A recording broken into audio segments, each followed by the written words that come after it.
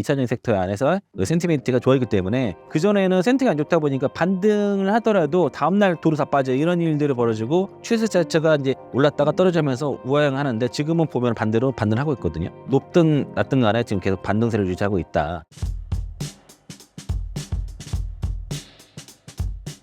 CATL 리튬 감산이 배터리 시장에 어떤 변화를 가져올까요? 최근에 이제 2차 전지 섹터가 주가 급등이 나왔던 거죠. 이제 6월 18일부터 주가 반등 나왔던 이유가 중국발 감산 이슈였거든요. 특히 이제 그때는 철강이라든가 태양광, 뭐 전기차, 뭐 배터리 등의 감산 이슈가 나왔고 그 중에서 철강이라든가 화학 쪽 종목들이 포스코홀딩스 같은 경우 그래서 반등이 먼저 나왔고요. LG화 같은 경우도 그래서 이제 기존의 2차 전지 사업에 의한 게 아니라 철강이나 화학 이슈로 올라왔는데. 중국에서의 리튬 감산 이슈가 또 그 6월달 또 7월달 나오면서 다 주가 급반등을 했습니다. 그때는 그 리튬 감산 얘기가 나오니까 주가가 다 같이 급등하는 그런 일이 벌어졌고요. 최근에 또 가장 이제 업체들 뭐 급등 상한가도 나왔던 그런 이슈가 CATL 장시성 이춘 리튬 공장 전면 가동 중단 이슈인데 여기서 이제 그 미래에셋에서 정리한 자료를 가져왔습니다. 일단 중단 시점 그 CATL 장시성 이춘 리튬 공장인 전면 가동 중단이 됐는데 이게 8월 10일부터 10일 0시부터 전면 그 채굴이 중단된 겁니다. 채굴만 일단 중단된 거고요. 재련이라든가 이런 가공 부분은 아직 확인이 안 됐고 단기 내에 재가동 계획이 없답니다. 일단 허가는 못 받아서 그런 거고요. 연간 탄산리튬 한 30만 톤 정도 생산할 수 있는데 이게 이제 이렇게 그 CATL의 그 자가 리튬 자금량의 30% 이상을 좀 차지하는 건데, 요게 지금 중단이 된 거고, 일단은 채굴은 전면 중단됐지만 성광 재련 단계 조정 여부는 아직은 좀 확인이 안 됐다. 그래서 중단 배경에 대해서는 확인하지 않지만 허가를 내주지 않았다는 겁니다. 그 허가권을 연장해주지 않았고, 그리고 최근에 그 중국 정부에서 하고 있는 게 리튬 업체들한테 허가량과 실제 채굴량을 비교하는 자료들을 제출하기로 했거든요. 실제 허가량보다 더 많이 채굴한 게 아니냐. 그런 거 조사를 좀 하고 있는 상황에서 그런 기조 일환이라 볼 수 있겠고 일단 타산도 가격이 지난해 그 4분기 이후로 다시 한번 급락을 했습니다. 그러면서 톤당 8만 원 아래 떨어졌는데 23년 고점 대비해서 70% 이상을 빠졌고 CATL이 사실 그 적정하게 원하는 가격이 있어요. 그게 8만 원에서 10만 원 정도인데 그 밑으로 떨어졌던 거죠. CATL도 버티기 어려운 그런 수준까지 떨어지기 때문에 수익성이 약화되면서 가동 조정이 좀 필요하게 되는 것이고 이런 광고 중단으로 인해서 공급 측면에서는 전 세계 탄산 리튬 공급량이 한 약 3% 정도 감소가 되는 것이고요. 여기서 이제 다른 업체들이 동참을 하냐 안 하느냐의 차이가 있습니다. 동참을 하게 됐을 경우에는 공급 중단 효과가 확연히 나타날 텐데 동참하지 않을 경우에는 이게 좀 제한적일 수밖에 없는 것이고 다만 이제 CATL 같은 큰 업체가 감산에 대한 시그널을 줬기 때문에 시장에서는 이게 그러면 단순하게 일시적이 아니라 왜냐면 이 공장이 연초에 공장 가동이 중단됐다가 다시 재가동된 게 이제 허가가 안 나와서 연장이 안 돼서 중단된 거거든요. 그럼 이게 이제 일시적인 게 아니라 중국 정부의 기조가 그렇다라고 지금 재확인된 거기 때문에 시장의 비관론이 완화가 됐다라고 볼 수 있겠고 그러면서 이제 2차전 기업들이 급등세가 나타났다라고 볼 수 있겠고요. 배터리 업체들은 어쨌든 리튬이 가격이 안정적인 상황에서는 그 원료 비축을 확대를 고려하게 되는데 더 떨어질 것 같으면 안 사겠죠. 근데 지금 저점 찍고 올라간다 했을 때는 그 구매로 이어질 가능성이 높다고 볼 수 있겠고 이게 이제 어쨌든 이런 CATL의 이런 감산 이슈가 결과적으로 산업의 구조조정 이슈가 될 수밖에 없다는 것이고요.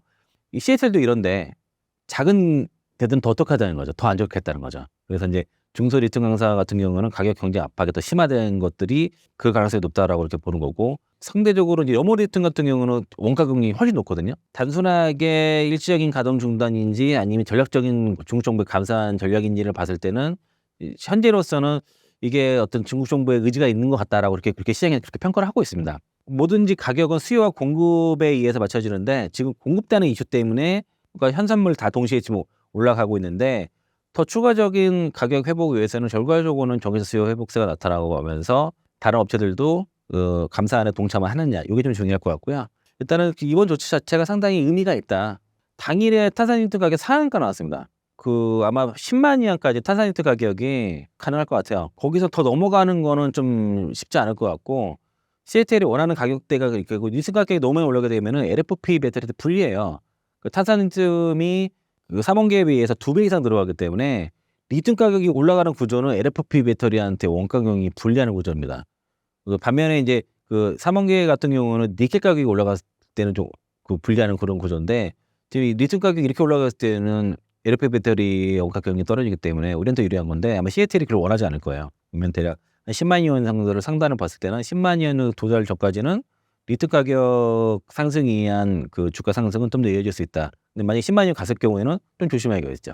그 미래에셋의 그 김철중 그 의원이 그 코멘트를 한 부분을 얘기를 보면은 이게 이제 해당 지역이 연초에 가동 중단됐다가 지금 재가동된 게 이제 중단된다는 얘기를 한 거고 전체 공급량의 3% 내외 수준인 거고 일단 그 CFT를 포함한 중국 업체들의 리튬 공급 축소 이벤트가 중국 정부 주도의 공급 조절 정책의 일환일 가능성이 높아지고 있다는 게 이제 그 의견이고요. 가격 상승을 촉발 가능성이 있다라고 그렇게 본답니다. 그렇게 되면 이제 이런 주요 광물 상승은 다음 분기에 양극재라든가 이런 소재의 가격이 올라간다는 거고 그 다음 분기에는 배터리 셀 가격 상승으로 이어지기 때문에 결과적으로 수요가 좋은 상황에서는 뭐 싸게 제품을 구매하고자 하는 전방공사들의 주문량 회복의 동시에 진행 가능성이 있다라고 보여지는 거죠. 그러니까 이제 가격이 올라갈 거라 미리 예상이 된다고 했을 때는 당연히 올라가기 전에 빨리 사야 되니까 주문으로 이어진다는 거고 그리고 이런 리튬 가격 상승세가 지속된다고 했을 경우에는 뭐 어떤 노출도 직접적인 판가 노출도가 있는 리튬 강산 업체들 뭐 중국 업체들 그래서 막 상한가 나오고 급등막 나왔던 거고요. 그리고 그 양극재라든가 어쨌든 재고평가 환입 측면에서는 양극재라 전액 밸류체인도 관심 영역이다 하면서 막 이날 뭐 엔캠 같은 경우는 장중 뭐 20% 이상 올라갔었어요. 그리고 그 재고평가 손실 환입은 그 해당 재고가 판매됐을 때 가능하다기 때문에 가격 올라간다는 것은 굉장히 중요한 그 이슈인 거고요. 올해 하반기 가시성 있는 출하량 회복이 동반되는 업체가 리튬 가격 상승에 따른 실적 수혜 강도가 클 것으로 예상된다는 거죠. 그래서 이제 보면은 이제 양식업들이 올해 하반기에는 어쨌든 상반기엔 좋았는데 에코프로비엔 같은 경우에는 미국보다도 미국은 관세 이슈 때문에 좀 쉽지 않을 거고 유럽 쪽에 출하량이 많이 증가할 거라서 그래서 이런 결과적으로 LNF라든가 에코프로비엔 이런 기업들이 좀 수혜가 될 가능성이 높다라고 볼 수 있겠고요. 반대 의견은 뭐냐면 이게 중국 언론에서도 약간 대립 중입니다. 이게 이제 그 일단 수급적인 측면에서는 좋은데 그런 시애틀의 이천 리튬 강산 생산 중단에도 과연 여전히 웬 탄산 리튬 공급 과잉이에요 현재는 아직도. 이게 이제 공급 축소에 대한 기대 달성이 어려울 수도 있다라고 그렇게 얘기를 하는 것이고 지금 그 탄산 리튬 가격이 올라가는 거는 선물이잖아요. 리튬은 투기 세력이 항상 붙어요. 그러니까 수요와 공급단에서 어떤 문제가 생겼을 때 특히 공급단에 문제가 생겼을 때는 앞으로 가격이 올라갈 거라고 봐서 거기 선물에 투기 세력이 붙게 마련인데 지금 현재 시장은 선물의 투기 심리가 더 큰 요인이다라고 이렇게 일부 보는 것 같고요. 그리고 시애틀의 이층 프로젝트가 중단 전에도 실제 생산량이 외부에 생산한 만큼 크지 않았다. 그리고 이제 최근 허가가 다시 발급되는 것들도 있기 때문에 생산 재개의 시간 문제라는 것이고 그래서 중장기적으로는 리튬 가격 상승이 다른 기업들의 생산 의지를 자극하고 리스크가 올라갈 거기 때문에 그럼 더 생산을 더 하고자 하겠죠. 호주라든가 아프리카산 제품 보충이 이어져서 뭐 전체 공급 자체가 줄어들지 않을 가능성이 있다라고 그렇게 보고 있는 겁니다. 시애틀의 영향이 크지만은 업계 전반적으로는 아직은 좀 관망하는 분위기가 있다라고 이렇게 얘기를 해서 뭐 반대 의견도 있지만은 그 2차전지 섹터 안에서 그 센티멘트가 좋아졌기 때문에 그 전에는 센티가 안 좋다 보니까 반등을 하더라도 다음날 도로 다 빠져 이런 일들이 벌어지고 추세 자체가 이제 올랐다가 떨어지면서 우하향하는데 지금은 보면 반대로 반등하고 있거든요. 그게 다 그 시점이 6월 18일이에요. 6월 18일부터 2차전 종목들은 높든 낮든 간에 지금 계속 반등세를 유지하고 있다. 지금도 그건 유지하고 있다라고 말씀드리겠고 DS투자증권에서 이제 그 시애틀 리튬 감산에 관한 코멘트를 하면서 최대 수혜지를 에코프로비엔과 LNF로 지금 얘기를 했습니다. 시애틀의 감산 조치로 인해서 어떤 중국의 좀 초과 공급에 대한 그 해결을 하고자 하는 의지를 나타낸 것이고 그리고 ESS 쪽에서 최근에 모멘텀이 가장 많거든요. 엔솔과 SDI도 주가 올라간 것도 결과적으로는 ESS 이슈 거기에 대한 수요에 대한 기대감들이 있는데 리튬 가격 반등은 결과적으로 실적 개선 기대감을 이어지는 것이죠. 환입에 대한 그 이익도 올라가기 때문에 그러면 또 생활 이로 인해서 이제 수요 회복에 대한 가능성도 생기는 거죠. 그래서 이제 여기 가장 강도가 높은 기업이 어쨌든 그 에코프로 비엔과 그리고 이제 그 LF라고 그게 지금 탑픽으로 두 개를 뽑았고 이런 수요 회복까지는 어쨌든 그 구조적인 리튬 가격의 상승으로 연결이 됐을 때는 이게 직접적인 수혜가 된다는 거죠. 수혜 강도가 높다는 겁니다. 그러니까 셀보다는 그 소재 업체들이 더 높다고 보는 거는 실제로 리튬 가격 때문에 양극재 기업들의 재고평가 손실이 컸거든요. 반대로 재고평가 수익으로 이제 연결되는 구조라서 리튬에 가장 그 민감한 건 양극재가 가장 민감합니다. 그다음에 전해액도 포함되고요. ESS 쪽의 수혜 강도는 현재로서는 국내 소재 업체에서는 크지 않은데 배터리 업체에서 큰 거고. 그래서 지금 주가가 ESS 수혜로 올라간 것들은 엔솔이라든가 삼성 SDI라든가 부품 업체들 그 신성 ST라든가 한주 NCS 이런 기업들이 올라간 거고요. 이제 리튬 가격에 대한 반대 그 수혜는 양극재가 가장 탑이라 리튬과 양극재가 탑이라 보시면 돼요. 그래서 그렇게 이해를 하시면 좋을 것 같고 이제 요거 이제 리튬 가격에 대한 얘기를 쭉 했는데 최근에 그 전기차 쪽에서는 지금 그 LF 배터리를 채택을 하는 그것들 많아지는데 일부는 CATL 거를 채택을 하는 게 일시적으로 쓰는 경우도 있고 그리고 아니면은 이제 테슬라 같은 경우는 엔솔 배터리로 다 CATL 거 다 바꾸는 경우가 있어서 지금 전기차의 모델별로 좀 배터리들이 막 그 채택하는 게 서로 막 전략적으로 선택하는 게 막 엉켜 있어요.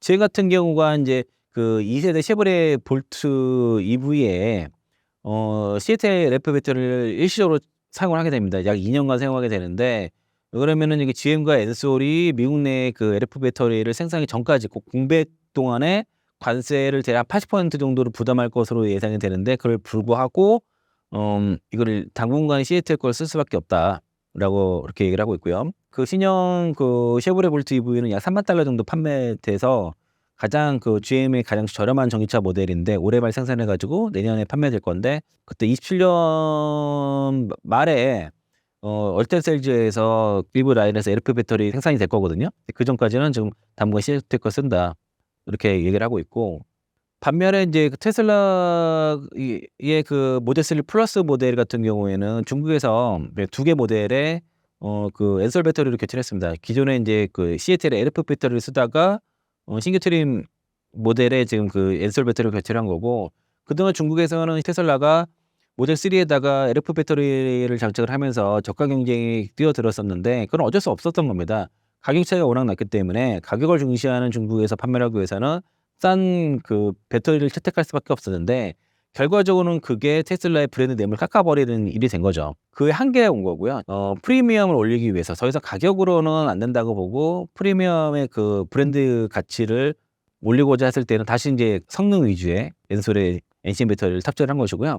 실제 같은 NCM이라도 CATL과 LG 에너지솔루션의 예를 들면 NCM 8일 간의 성능 차이는 많이 납니다. 이게 또 수명에서도 차이가 많이 나고 출력에서 차이가 나고 주행거리에서 차이가 나요. 실례로 엔솔의 그 인도네시아 법인에서 만들고 있는 그 E81A 배터리가 되게 원가격이 높거든요. 그게 이제 기아의 EV3라든가 4에 들어가 있는데 EV4 같은 경우가 주행거리가 대략 533km 정도 들어가요. 그런데 이제 기아가 EV5에서 CATL의 NCM 배터리를 채택을 했거든요. 이게 지금 주행 그 공인 인증 거리가 420입니다. 420km입니다. 이제 같은 NCM에서 그 주행 거리가 차이가 나고 성능 차이 나는데 판매 모델별로 지금 전략적으로 엔솔 걸 쓰냐 CATL 걸 쓰냐 막 그게 좀 혼재되어 있다라고 볼 수 있겠고요. 요것 좀 중요한 이슈인데 그 테슬라가 우리나라 한국의 각형 배터리 조달을 하겠다 그렇게 지금 뉴스가 나왔는데 이게 무슨 얘기냐면은 얼마 전에 그 LG 에너지솔루션이 6조 규모의 그 LF 배터리 공급 계약 체결했지 않습니까? 이게 이제 그 테슬라라고 지금 그렇게 예상하고 있는데 이게 27년부터요. 27년 8월 1일부터 2030년 7월 31일까지 3년 정도 공급을 하는데 이게 최대 7년간 연장할 수 있는데요. 저 27년이라는 게 의미가 뭐냐면은 사실 저때 그 LF 배터리를 삼성 SDI도 공급을 할 수 있습니다. 그 26년 말까지 삼성 SDI가 12기가와트시의 그 LF 배터리 그 라인을 이제 구출하거든요. 실제로 삼성 SDI가 테슬라에다가 요 LF 배터리 공급 제한을 했습니다. 가격도 거의 엔솔과 맞춰서 했기 때문에 그래서 이제 향후 27년도 됐을 때는 엔솔께 그대로 갈 수도 있고 물량이 더 늘어날 수도 있고 아니면 좀 줄거나 삼성 SD가 들어갈 가능성도 생기기 때문에 요 그 각형이라고 그랬잖아요. 각형. 그러니까 우리나라 각형 배터리 조달 이슈는 아마도 대부분 ESS 배터리를 다 CATL에다가 중국산을 다 의존해서 쓰고 있는데 미국 정부의 그 탈중국 정책에 인해서 어쨌든 줄여야 되거든요. 그게 엔솔도 계획도 그래서 나온 거고 근데 각형을 원한단 말이에요. 그래서 SK온도 지금 각형으로 좀 그 LF 배터리를 개발하고 있는 상황이고 삼성 SDI는 원래 각형을 했으니까 그래서 이제 아마 이 이슈로 그래서 삼성 SDI의 그 ESS용 LF 배터리가 향후에 테슬라향으로 채택할 가능성이 좀 있다라고 볼 수 있겠고요. 최근에 이제 삼성전자와 테슬라 간의 그 AI 칩 파운드리 계약으로 인해서 그렇게 되면 삼성 SDI도 테슬라 쪽으로 그 공급 가능성이 뭐 그 전기차용 배터리 공급 가능성이 있지 않냐 이렇게 볼 수도 있는데 그거보다는 된다고 하면 ESS용 가능성이 높다. 그게 이제 미국에서 이제 중국산 배터리에 대해서 관세도 매기지만은 또 하나가 이게 PFE라고 해서 기존의 FEC 규정을 AMPC에다가 붙여버렸단 말이에요. 그러면은 중국산을 쓰게 되게 되면은 AMPC를 못 받기 때문에 탈중과가 일어날 수밖에 없는 거고요. 그게 그 테슬라가 한국 배터리 각국 배터리 조달을 하고자 하는 그런 이슈가 있고 요게는 삼성 SDI도 기회를 좀 받을 것 같다. 이런 측면에서는 SK온도 빨리 좀 개발을 해야 되는 거죠. 그 올해 말에 미국에서 그 ESS 그 수요가 대략 60에서 70기가와트시 정도 돼요. 현재 그 엔솔이 가동 중인 게 올해 말까지 17기가와트시고 삼성 SD가 이제 8기가와트시잖아요. 그럼 두 개 합쳐봤자 그러면 25기가와트시가 모자르죠. 그 AS 같은 경우는 현재 7기가밖에 안 되기 때문에 이게 안 돼요. 근데 그래서 이제 엔솔이 내년 말까지 총 한 30기가와트시 확보 예정이고요. 지금 올해 말까지 17기가 내년까지 30기가와트시 확대하고 있는데 그렇게 되면은 그 삼성 SDI 20기가잖아요. 총 50기가잖아요. 그러니까 이게 계속 쇼테지란 말이죠. 앞으로. 그래서 이게 지금 빨리 가동이 돼야 되고 그거 외에 그 테슬라가 이제 향후에 뭐 네바다에서 10기가와트시 뭐 그거 가동하겠다고 하고는 아직 안 됐고 그리고 캐나디안 솔라가 한 6기가와트 정장 내년 1분기 완공 예정이고요. 그래서 지금 그 비중국산 LFP 배터리 그러니까 ESS용 배터리가 지금 캐파가 모자라요. 지금 공급이. 완전한 대략 그 ESS 시장은 중국산이 85% 이상 점유하고 있는데 이거를 K배터리로 완벽하게 다 대체할 수 없긴 하지만은 이게 빨리 지금 그래서 캐파 증가를 해야 되고 일부 EV 라인을 전환을 ESS로 전환을 하더라도 이게 필요한 거고요. 그 SK온도 지금 빨리 전환을 해야 됩니다. 그래서 요 ESS 쪽의 공급이 좀 필요할 거고 지금 고객사들과 협의 중이라고 하기 때문에 아마 SK온도 미국 쪽에서 수주가 나올 거로 예상을 하고 있고 중국산 ESS 배터리 관세율은 올해 40.9% 내년에 50.8%예요. 이게 이제 그 슈퍼 301조의 7.5% 관세가 25%로 상향되면서 이제 58.4%인데 지금 이게 상기 관세가 10% 기준이라서 저거거든요. 지금 또 90일 또 연장이 됐죠. 근데 그게 상호 관세가 10%가 아니라 그 이상 된다고 했을 때는 이게 다시 또 올라가게 됩니다. 그 10% 기준으로 58.4%인 거고 저 정도면은 어쨌든 그 NPC를 받는 기준으로 봤을 때는 그 비중국산의 가격 경쟁이 높을 수 있는데 이게 시간이 걸리는 거죠. 그 시간까지는 관세를 물더라도 GM처럼 중국산을 쓸 수밖에 없고 테슬라도 한 번에 다 바꾼 게 아니라 아직까지는 계속 중국산을 쓸 수밖에 없습니다. 현재는. 그전에는 ESS 시장이 또 주택용 중심으로 가다가 지금 다 AI 데이터 센터 중심으로 해서 대규모 ESS 프로젝트가 지금 증가하기 때문에 이게 빨리 수요가 많이 올라가요. 그래서 시장의 성장률이 엔솔이 내년도에 미국 시장에서의 ESS 시장 성장이 60% 보거든요. 평균 2030년까지 최소 연평균 30% 이상을 보는데 LG에너솔루션의 영업이익 ESS 부분만 영업이익률이 내년에 350% 예상하고 있거든요. 그러니까 이게 성장률이 굉장히 가파른 거예요. 그래서 이 전기차 수요가 좀 둔화가 되더라도 ESS 쪽에서의 마진이 또 워낙 높기 때문에 엔솔 같은 경우에 대략 20% 이상, 삼성 SDI가 미국 북미 쪽에서만 35% 영업이익률을 예상을 하는 상황에서는 이게 증액 구간으로 들어간다는 거죠. ESS 덕분에. 그래서 굉장히 우리가 이제 캐즘을 극복하고 그 배터리 기업들의 어떤 실적 부진을 만회하기 위해서는 지금 ESS 쪽에서의 생산 캐파를 빠르게 구축하고 이게 빨리 가동 그 램프업에 들어가야 된다라고 그렇게 말씀드리겠고요. 그리고 이제 고객 입장에서는 엔솔과 ESS 쪽에서는 엔솔 SD의 가장 탑픽이라고 그렇게 보시면 되겠습니다.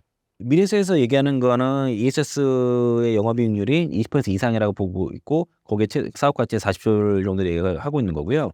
LG에너솔루션의 그 ESS 사업 매출 비중이 그 영업이익 비중이 26년도에는 34%, 27년도에는 34% 수준으로 본다는 거죠. 거의 3분의 1 정도가 이제 ESS 쪽에서 영업이익이 찍혔다고 그렇게 보는 거고 그 ESS 관련 AMPC가 내년에 9,100억 원, 27년도 1조 2천억 정도 이렇게 추정하고 있습니다. 이쪽 이제 그 ESS 쪽은 이익률이 워낙 많은 거는 광물 가격이 떨어지는 게 고스란히 다 마진으로 잡혀요. 그리고 여기 AMPC를 같이 받는 구조가 됐기 때문에 게다가 이제 이 AMPC에다가 그 PF 이 규정을 붙여놓는 바람에 중국산을 회피해야 되는 거고 그로 인해서 여기에는 뭐 이제 소재 업체들도 수혜를 보겠지만 문제는 여기 ESS에 들어 LFP 양극재라든가 양극재를 당장 공급할 수 있는 업체가 당장 없거든요. 준비를 하고 있지만 그래서 이제 ESS 쪽에서는 배터리 위주로 보는 게 맞고 리튬 가격의 상승은 양극재라든 전형이 괜찮다. 그렇게 보시면 되겠습니다. 그리고 이제 그 ESS 시장이 개화가 되면서 연간 그 영업이익이 1조 이상 보는 그런 효과가 있다고 볼 수 있겠고요. LG에너지솔루션 같은 경우에 방금 말씀드린 것처럼 미국의 ESS 전환율은 한 19% 정도 있지만은 그게 이제 상산량으로는 40% 이상, 그리고 매출액으로는 66% 이상 증가가 되고 분기 영업이익이 2,896억 원 증가로 추산이 된다는 거죠. 그러면 이게 연평균으로는 거의 1조 이상이 된다는 거죠. ESS 수요 증가와 리튬 가격 반등에 따른 이게 두 가지가 맞물린 겁니다. 지금 2차 전지 섹터의 반등 모멘텀은 기존에는 이제 일단 중국산 감산을 시작했는데 그게 리튬 가격 감산으로 인한 리튬 가격 반등으로 이어졌고, 그리고 이거 외에 ESS에 대한 모멘텀이 붙어서 그 관련 종목들이 움직였던 건데 이게 지금 두 개가 동시에 같이 붙은 거예요. 그래서 전기차 판매는 지금 어쨌든 뭐 글로벌적으로 늘지만은 좀 더 작은 차, 수용차 쪽에 판매가 좀 늘은 거고, 지금 배터리 장착 총량은 좀 약간 원래 미국에서는 큰 차들이 많기 때문에 총량은 늘어난다는 이슈가 있었는데 그건 다소 좀 감소하는 추세를 좀 가는 것 같고, 결과적으로 모멘텀에서 ESS 쪽에서는 ESS층에서의 전환율에 비해서 거기에 대한 매출과 영업이익은 훨씬 더 크게 올라간다. 그러면 이제 여기 봤을 때는 아까 배터리 쪽 ESS는 배터리, 그리고 리튬 가격 반등에서는 양극재 쪽 업체들이 수혜가 된다. 이렇게 보시면 좋을 것 같고요. 그리고 앞서 말씀드린 것처럼 삼성 SDI의 북미 쪽의 ESS 사업의 영업이익은 35%를 보는데 그러면 북미 말고 합쳐서 전체 ESS 전체 영업이익률은 28% 수준으로 27년도에 지금 보고 있고, 그리고 26년도에는 그 ESS 영업이익이 삼성 SDI 영업의 전체의 49%를 차지한다. 그러니까 영업이익이 높은 겁니다. 여기 그 미래에셋의 추정치를 보면은 26년도에 영업이익률이 7.3%, 그리고 27년도에 12.3%를 보고 있어요. 그러니까 이제 기존의 전기차만으로 영업이익률이 5% 수준으로 나왔던 거에 비해서는 ESS의 시장이 개화가 되면서 거기에 대한 매출 비중이 올라가고 영업이익률 비율이 올라갈수록 영업이익률이 두 자릿수로 나올 수 있다는 거죠. 이거는 이제 그렇게 됐을 때는 이제 밸류에이션 측면에서도 굉장히 지금 그 SDI는 뭐 8배 수준 정도 있다. 10배가 안 돼. 그 27년 기준으로, 내년 기준으로는 한 15배에서 16배 정도 수준이니까 현대 밸류 자체는 좀 싼 편에 속하고 있다라고 보시면 되겠습니다. 그 마지막으로 이제 업체별 그 LFP 양극재 추진 현황과 이제 배터리 3사 북미 거점, ESS 거점 뭐 간단하게 나온 자료가 있어서 소개해드리면요. 그 엔솔은 이제 내년까지 30기가와트씩, 그리고 삼성 SDI는 올해 이제 요 10월까지 해서 요게 8기가와트씩, 그리고 내년도에 12기가와트씩 해가지고 20기가고, SKO는 아직 확정이 안 됐습니다. 미정인데 조제 공장이라든가 테네시 요 EV 라인을 아마 전환을 할 가능성이 높아요. 이제 그건 좀 SK온 쪽은 어떻게 되는지 봐야 되겠고, 아마 이게 수주가 어느 정도 된 다음에 아마 이렇게 전환을 하려고 할 겁니다. 그 양극재 쪽에서는 아직까지 LFP 배터리에 들어간 양극재를 그러니까 수혜라고 막 보기 쉽지 않은데, 일단은 가장 큰 거는 LNF가 6만 톤까지 이제 하겠다. 그러니까 내년 4월 양산 목표로 예정으로 해서 SK온과 MOU 맺은 건데, 일단 현재는 파일럿 라인 정도 하고 있고요. 6만 톤까지 있기 때문에 가장 큰 거는 LNF입니다. 그래서 이제 이게 실제로 이제 양산이 된다 했을 때는 가장 큰 수혜는 LNF가 될 것 같고, 포스코페트렘도 지금 그 중국 그 CNGL과 ESSF 양극재 MOU 맺었는데, 이게 그 CNGL 한국 자회사 피노와 맺었어요. 그래서 이제 할 것 같긴 한데 이것도 이제 안 한다고 했다가 어쩔 수 없이 이제 하는 것 같고, 에코프로비엠도 올해 하반기부터 양산 검증 계획이고, 그리고 3,000톤 정도 연내 5,000톤 추가해서 5,000톤 3,000톤 정도 파일럿 라인 정도 보유하고 있고, 연내 2,000톤 추가 예정입니다. 그래서 5,000톤 정도 마련할 건데, 이것도 이제 수주가 된 다음에 한번 더 늘리겠죠. 일단은 5,000톤 정도의 파일럿 라인 정도는 보유할 것이고, 롯데에너지 머티리얼도 한 1,000톤 정도 파일럿 라인 보유하고 있는 상황이라서 아직까지는 LNF를 빼고 의미 있게 물량을 공급할 수 있는 국내 양극재 기업은 없다라고 그렇게 보시면 좋을 것 같아서, 그래서 ES 쪽에서의 수혜는 그냥 여전히 배터리 위주로 보시는 게 맞을 것 같고, 아까 리튬 가격 민감에서는 뭐 소재 없이도 괜찮다, 이렇게 정리하겠습니다. 신사임당 시청자분들을 위한 한마디 부탁드립니다. 8월 달에는 그 제약바이오 쪽이 조정 가능성이 있다라고 말씀을 좀 드렸었거든요. 그게 이제 조정이 왔습니다. 왔는데 지금 그 금리 인하에 대한 기대감이 있죠. 9월달 금리나 뭐 비컨 얘기도 있는 상황이고 제약바이오 쪽에 반등이 시작이 됐습니다. 오늘 뭐 신고가 종목 두 종목 나왔어요. 그 페트론이라 리가켄바이오가 이제 신고가 나왔기 때문에 8월 중순까지가 실적 발표잖아요. 실적 발표 기간은 제약바이오가 잘 못 가요. 8월 중순 이후로 8월 15일 이후로부터 제약바이오가 움직이는데 금리나 기대감이 반영이 되면서 이제 반등이 시작이 됐다고 보시면 되겠고요. 그리고 여기서 이제 투자 그 좋게 보시는 기업들 잘 선별해서 투자하시면 좋을 것 같고 그래서 8월 이제 지금부터는 금리 인하에 수혜되는 기업들이 보통은 바이오라든가 2차 전지라든가 반도체 그런 기업들이거든요. 금리 인하 수혜 종목들 잘 보시면 좋을 것 같고 그리고 지금 그 코인 가격도 급등하고 있습니다. 특히 이더리움 시대예요. 이더리움이 급등하고 있고 저 개인적으로 이더리움이 있습니다. 이더리움을 전략적으로 좀 자산을 비축하고 있는 기업이 그 요즘 많이 핫하고 있는 비트마인이라는 회사가 있는데 그렇게 한 세트를 묶어서 보는데 뭐 관심 가져도 좋을 것 같고요. 뭐 사라는 얘기가 아니라 금리 인하 사이클이 지금 시작이 된단 말이에요. 거기서 코로나 때 당시 금리 인하가 됐을 때 많이 올랐던 기업들 중에서 뭐 금부터 해가지고 금도 지금 신고가 흐름이죠. 물론 이제 트럼프가 관세를 매기지 않는 해서 빠지긴 했지만 금은 올라가고 자산 모든 자산 가격만 올라가고 있는데 제가 좀 더 우려하는 건 딱 하자 뭐냐면은 지금 금리 인하 이 사이클을 탔을 때는 우리 주식시도 이제 더 올라갈 여지가 되게 큰데 만약에 그 대주주 양도세 이슈가 만약 15 이게 강행돼 버릴 경우에는 오늘 일본이 어제 이어서 오늘 또 신고가를 쳤거든요. 그리고 상해 증시도 2022년 이후로 또 신고가예요. 그러면은 다른 글로벌 자산들이 다 신고가가 계속 랠리를 펼치는 동안에 그 대주주 양도세 이슈에 발목이 잡혀가지고 하락은 아니지만 왜냐면 글로벌 증시가 부러지지 않으니까 하락은 아니지만 이게 횡보하는 그런 일이 벌어질 수도 있기 때문에 그것만 아니다고 하면은 금리 인하 사이클에 베팅을 해야 된다. 그러면은 이제 바이오, 2차 전지, 그 반도체 기업들이 이제 금리 인하의 수혜가 될 것이고 그리고 거기에 추가로 이제 당장 이제 그 관세 때문에 영향을 받았던 이제 그 자동차도 움직이지 못했지만은 금리 인하 사이클에서는 자동차가 좀 더 할 수 있기 때문에 지금 뭐 현대차 같은 거 거의 움체 상승 안 하지 않습니까? 그런 것도 좀 저가 매수도 가능한 구간으로 간다고 봤을 때는 금리 인하 사이클에 베팅하자는 게 이제 제가 좀 말씀드리고 싶은 거고 거기에 대표적인 게 일단 바이오, 2차 전지는 여전히 그게 수혜가 되기 때문에 좀 버티자 정도로 좀 말씀드리겠고요. 그리고 인플레이션을 해결할 수 있는 수단에 대해서는 모든 주식뿐만 아니라 투자 수단을 다 강구를 해야 된다. 지금은 글로벌 자산에 다양하게 자산에 대해서 관심을 좀 가지셔라라고 말씀드리겠습니다.